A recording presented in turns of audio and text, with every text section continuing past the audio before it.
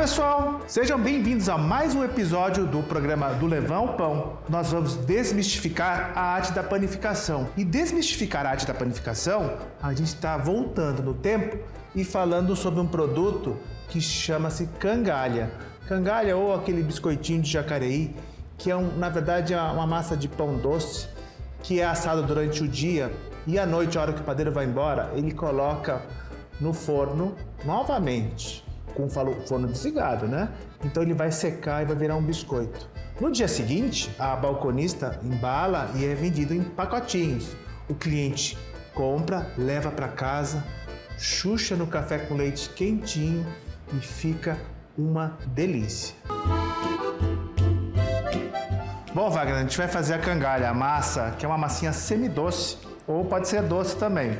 Então eu venho aqui no bowl da batedeira, a gente vem com a farinha de trigo. Na farinha de trigo, eu já posso misturar até o açúcar. Vou mostrar aqui, ó, colocando o açúcar, né? E aí eu venho com leite em pó, vai ficar mais nutritivo esse pão. Fermento, eu estou trabalhando com fermento seco, mas também pode ser aquele fermento biológico. Fresco, né? O biológico fresco. Tabletinha que vende no mercado. Tabletinha que vende no mercado, ou na própria padaria, né? Aí venho aqui, coloco o fermento e aí eu misturo.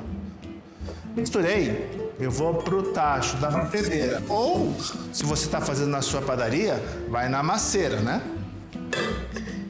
E daqui a pouco a gente vai colocar o sal. O sal, além de ser um elemento que vai reforçar o glúten, né, que vai dar a tenacidade do glúten, a gente não pode misturar junto com o fermento, principalmente o fresco, porque ele vai desidratar a célula e aí o processo fermentativo, em vez de ter o 100%, ele vai fermentar menos, então ele vai ficar mais pesado. E aí eu tenho os ovos, que a gente já foi pesado, eu tenho o sal e nesse caso eu tenho a manteiga, ou pode ser usado também margarina. Essa sequência que a gente vai colocar agora, ó, e tem a água. Então eu venho aqui, ó, coloco os ovos, né? Como eu já misturei antes os ingredientes secos, eu não coloquei o sal ainda. Aí eu venho aqui, baixo a batedeira. Sal e fermento são inimigos, então tem que deixar, não pode misturar os dois, sempre deixa por Deixa puro, deixa bem separado. Principalmente se você estiver usando o fresco, né? E aí eu venho com o líquido, que é os ovos e a água. Aqui nós pesamos tudo, então chama padronização de medidas. Tudo que é peso, gramas, vai ser tudo pesado. Vou pesar o ovo sem casca, né, Wagner? Sem casca. Sem casca. Vou pesar a manteiga, vou pesar a margarina. Então a gente vem colocando os ingredientes. E não precisa ter medo, né? Então eu venho colocando a água aos poucos, mas dando continuidade. Eu não vou colocar um pouco de água agora e daqui meia hora eu venho colocar mais água. E a partir do momento que a massa estiver formada, ou seja, não tem mais farinha solta, aí eu venho com sal e eu venho com a manteiga ou a margarina. Por que o sal agora? Porque o fermento já está todo na massa. Então, o sal vai fortificar a rede de glúten e vai dar sabor no pão, não vai ficar aquela coisa insossa, né, Wagner? Exatamente. Que a gente já cansou de comer pão, que o padeiro já esqueceu de colocar o sal. Fermenta muito rápido. O sal, ele dá um ponto exato do sabor gostoso do pão. Se tiver pouco é ruim, se tiver muito também é ruim. O Wagner também, além de ser um grande empresário, é um amante da gastronomia. E ele serve com excelência todos os produtos. Se não tiver de acordo, tira. Sai, não tem... Não tem meio termo. Plano B, não tem. Ou faz bem ou não faz. Vou mostrar para vocês como é que tá a massa aqui dentro do tacho dessa batedeira. Só para vocês verem. Se eu pesei tudo certinho, a massa fica compacta. Nesse momento que o fermento já está incorporado na massa, eu venho com sal. E o sal eu coloco a gordura. Aí vai ficar no ponto certo. Vai ficar no ponto certo. Você sabe que a cangalha tem uma particularidade, que se come, como ela é um biscoito, se come-se a cangalha entre o almoço e a janta, entre o café da manhã e o almoço. Tá com fome? Vai lá, molecadinha, vai lá, pega a cangalha, sai comendo, é uma maravilha. Não, e é muito gostoso. E esse resgate, né, Wagner, que a gente vai falar sobre a Bolonha, Bolonha, tem muita história que os proprietários, os empresários vivenciam isso há muito tempo, né? O Wagner não tem 95 anos, tá? Mas é a quarta geração dos empresários da Bolonha. A partir desse momento que... Vou desligar aqui de novo. A partir desse momento que o sal já também está todo incorporado na massa, aí eu venho com a gordura. Nesse caso, eu coloquei manteiga. E a manteiga não pode estar nem muito dura e também nem muito pastosa, porque ela vai derreter no batimento, tá? Eu vou deixar batendo a massa. Enquanto ela tá batendo, eu tenho uma aqui já, Wagner, ó. Que já tá lisinha. Tá lisinha, porque requer tempo, 15 minutos mais ou menos de batimento. E não é num batimento com velocidade alta, é intermediária. Se eu colocar muita velocidade agora, ela vai começar a espalhar a massa. E a manteiga vai ficar em pedaços. Quando eu estou fazendo ela devagar, o atrito vai aquecendo a manteiga, a gordura, e vai derretendo e vai incorporando na própria massa.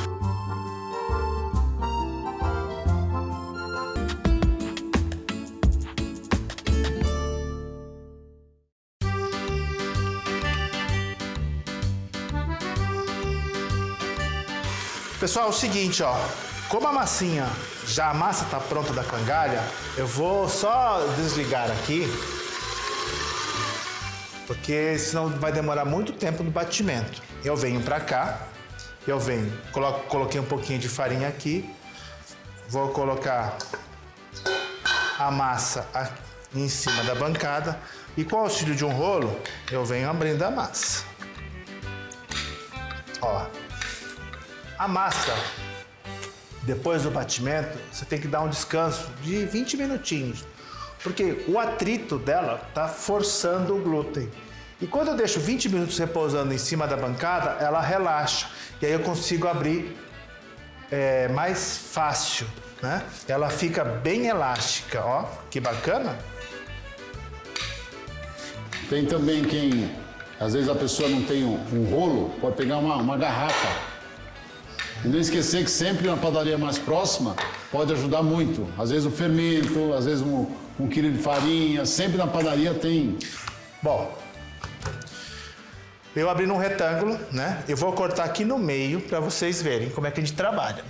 Eu vou cortar aqui, ó.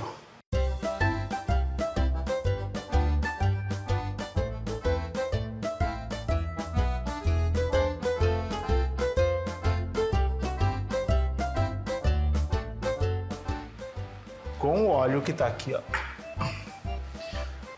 E eu venho passando. Passei aqui, vou passar na outra metade aqui. E não é muito, tá? Aí eu venho aqui, ó, e dobro em cima. Tem alguns padeiros antigos que faz ele mais largo, fica parecendo uma carteira. Sim. Aí, não sei se tá com dólar, se tá com real, mas tem que chama carteira esse pão, né, Wagner? Tem um lugar que chama carteira. E é muito fácil, porque é só abrir ele, colocar o recheio, fechar um queijo, fechar e comer, né? Isso é muito comum lá, ou no Nordeste, o pão carteira, ou aqui no interior de São Paulo. Ó. Aí eu venho aqui. O Nordeste usa muito esse tipo de produto porque não tem padaria perto, no interior. Sim. Então acaba estocando e a molecadinha vai comendo e até... Bom, já fiz a modelagem do pão do cangalha. Massadeira tá untada, já passei o desmoldante aqui. E eu venho acondicionando a cangalha no massadeira. Massadeira plana, lisa, né? Ou se você tiver a massadeira em casa mesmo, aquela assadeirinha unta, porque é bom. E eu não gosto de colocar óleo mais farinha, porque a assadeira vai ficando preta, né? Então o que eu gosto, passa uma camada bem fininha de óleo, que não tem problema, e depois você lava, é suficiente. Na padaria, o empresário fica louco na hora que vê aquela assadeira preta, não fica, Wagner? Porque junta óleo com farinha, aí para tirar aquilo lá é complicado. E aí a gente vai levar para... Eu não posso assar agora, ela vai fermentar para depois a gente assar esse produto, tá? Quanto tempo de fermentação? Aqui na nossa escola, nós temos câmaras que fazem esse serviço, né? A gente coloca 28 graus, 30 graus, ele fermenta rápido. Em casa, é até dobrar de volume. É só um plástico. Olha, ele tem até Perflex hoje. Ou um paninho. Pode colocar por cima que não vai ter problema nenhum. Olha a diferença. Dá para ver? De um que nós acabamos de modelar para fermentar e outro já fermentado. Dali ele dobra de tamanho e quando assar ele dobra de tamanho e fica do tamanho daquilo lá. Sim. Eu vou colocar esse. Vou fechar. Vou levar para assar. E aí a gente vai conversar com o Wagner, porque tem tanta história, o Bolonha. Vai para assar a 160 graus por 9 minutos, 10 minutos no máximo. Depois que assou, o ideal é você desligar o forno e deixar ele lá dentro mesmo. Aí ele vai secar. Questão de 1 hora, depois ele está bem sequinho. E aí você pode embalar, ou você já pode no café com leite, à tarde, de noite, na ceia, né? Dar aquela chuchada ali no café com leite. Uma delícia. Mas ó, eu quando era moleque e pegava essa cangalha e o leite com groselha. Leite com groselha, ó. Você muita tá falando aí, ó. Tem muita gente que sabe o que é isso, né? 1970, 80, muita gente sabe. Eu tomei muito leite com groselha, tá? Mas o café com leite agora que tá friozinho, né? Agora, né? Vai pro forno, tá? Daqui a pouco a gente volta com ele assado.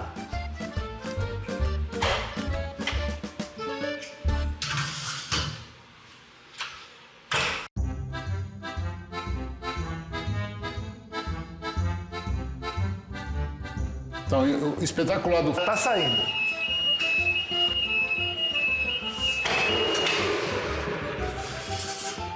Olha que bacana como ele fica. Olha aí, que coisa linda, Muito hein? rápido para assar. E aí, depois que assou, tá assado por completo, a gente deixa no próprio forno. Só que a gente vai desligar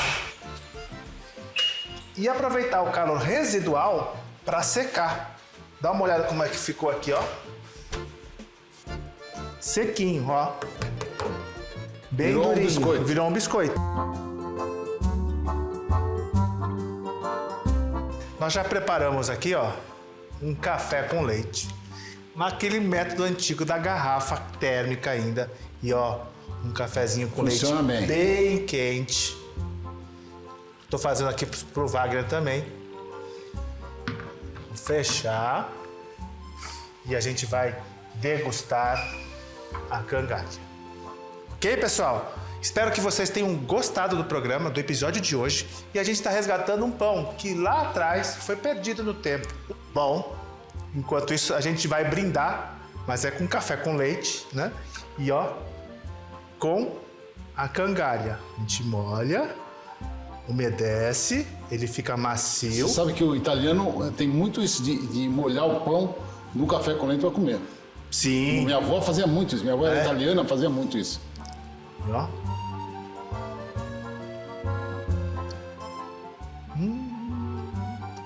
E ele fica macio. Façam e comprovem aí. É muito fácil de fazer e muito rápido. E olha, uma conversa boa, né, Wagner? Muito bom. Pessoal, até o próximo episódio.